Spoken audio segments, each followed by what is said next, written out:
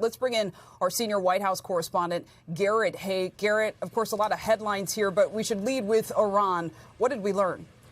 Well, the president suggests that negotiations are continuing in some fashion, that he got a phone call, the White House got a phone call today from Iranians who want to keep talking. He was a bit vague about what happens if those negotiations aren't successful, saying he didn't want to say what would happen when this 2-week ceasefire expires if there's not a deal.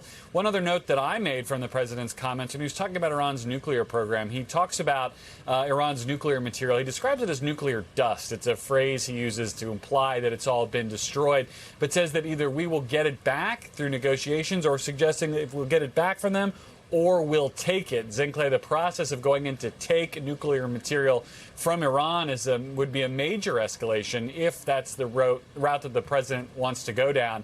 I think his comments on Iran were mostly kind of jogging in place, if you will, on sort of the state of the negotiations today, the state of this new blockade. The other major topic that was discussed is the president's ongoing back and forth with Pope Leo, the first American Pope. He said he doesn't like Pope Leo. He disagrees with him. He thinks the Pope is wrong. Yeah. Suggests the Pope is even wrong about matters of theology when it comes to Iran. The Pope, of course, has said that it's his job to preach the gospel, to talk about peace and ending wars, and has been an outspoken critic of this war in Iran.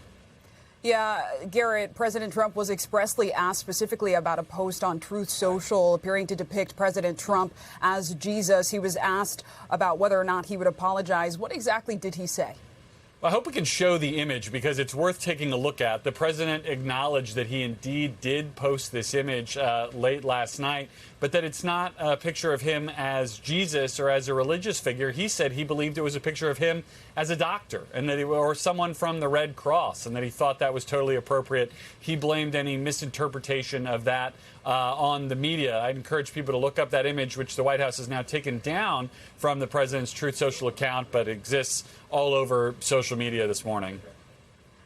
And Garrett, we know the president was touting his one beautiful big bill policy. What should we know about that? It seems like there was a bit of a staged moment that happened before he began answering questions.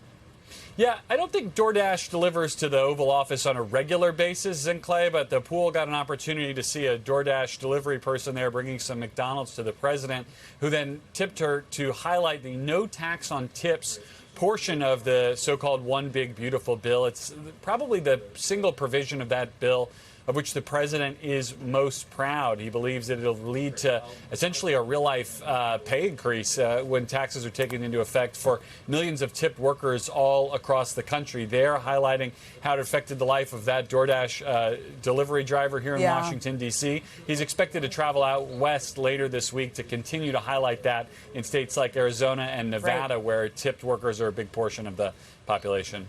We thank you for watching, and remember, stay updated on breaking news and top stories on the NBC News app or watch live on our YouTube channel.